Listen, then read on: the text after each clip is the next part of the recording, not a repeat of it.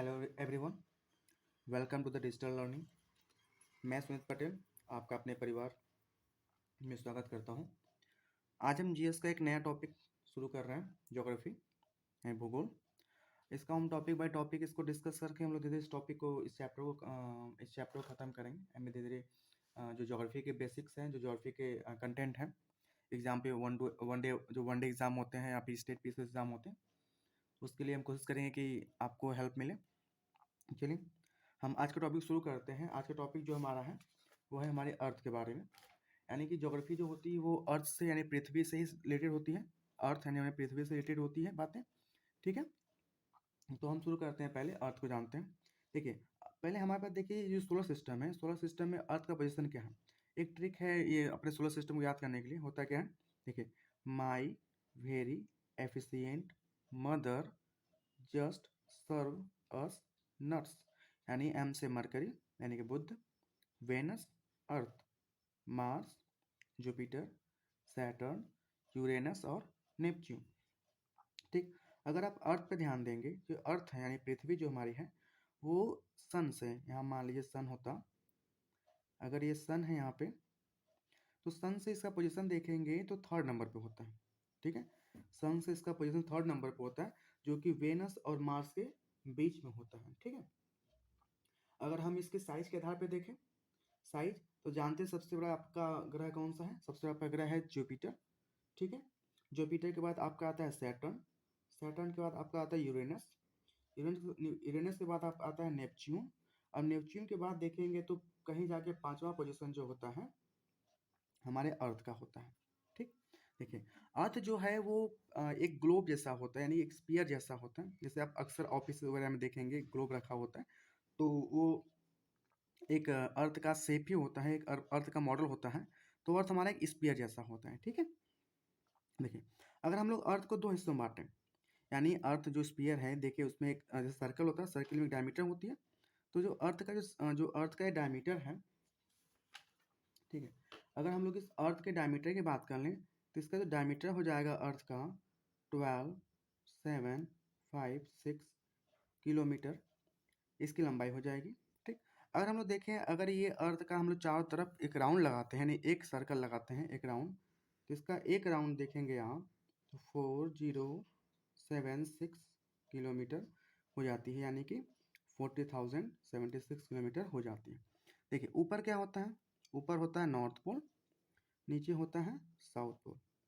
North pole मतलब उत्तरी ध्रुव, south pole मतलब आपका दक्षिण ध्रुव। साउथ पोल देखेंगे, अगर हम लोग साउथ पोल के डायमीटर की बात कर लें, या फिर नॉर्थ पोल के डायमीटर की बात कर लें, या फिर साउथ पोल के डायमीटर, या फिर वन राउंड की बात करें, बात तो सेम है। तो हम लोग इसके डायमीटर को देखें तो इसका जो डायमीटर होता है ये 12,713.4 किलोमीटर एंड 12,713.4 किलोमीटर इसका डायमीटर हो जाता है। और या फिर हम इसकी एक राउंड की बात करें, चाहे यहाँ की एक राउंड की बात करें, बात दोनों सेम है। तो इसका एक राउंड आप देखेंगे तो इसका एक राउंड हो जाता है 4008 किलोमीटर, यानी कि 40,008 किलोमीटर इसका वन राउंड हो जाता है। पृथ्वी यानी अर्थ को बांटने के लिए एक बीच की लाइन खींची जाती है, इसको हम लोग कहते हैं इक्वेटर लाइन, या फिर इसको हम लोग हिंदी में कहते हैं भूमध्य रेखा। ठीक है, भूमध्य रेखा कहते हैं। अब देखेंगे 23.5 डिग्री इक्वेटर से ऊपर, ये जो इक्वेटर लाइन होती है ये 0 डिग्री लेटीट्यूड होती है।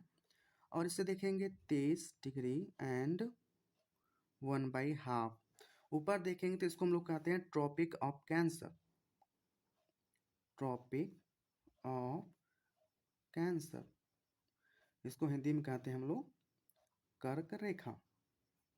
ठीक है, इसको कहते हैं कर्क रेखा।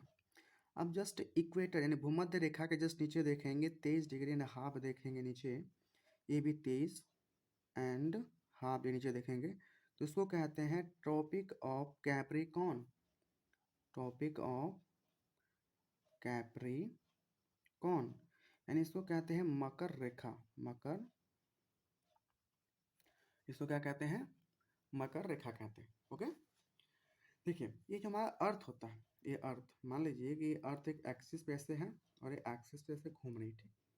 तो अब अर्थ को देखेंगे, जो हमारा अर्थ है वो अर्थ हमारा अपने एक्सिस पे, ठीक है, अपने एक्सिस पे या फिर धुरी पे, अक्स हमारे अर्थ हमारे एक्सिस या धुरी पे देखेंगे 23.5 डिग्री झुकी हुई है, ठीक है। कितनी झुकी हुई है? 23.5 डिग्री। और वहीं देखेंगे ऑर्बिट में, अर्थ अपने ऑर्बिट में जो होती है ये 66.5 डिग्री झुकी हुई होती है हमारी पृथ्वी, ठीक है। देखिए अब हम लोग जानते हैं कि जो अर्थ होता है हमारा, ये हमारा अर्थ पे 3/4 हिस्सा है, 3/4 हिस्सा जो होता है इस पे पानी होता है, वाटर होता है, ठीक है।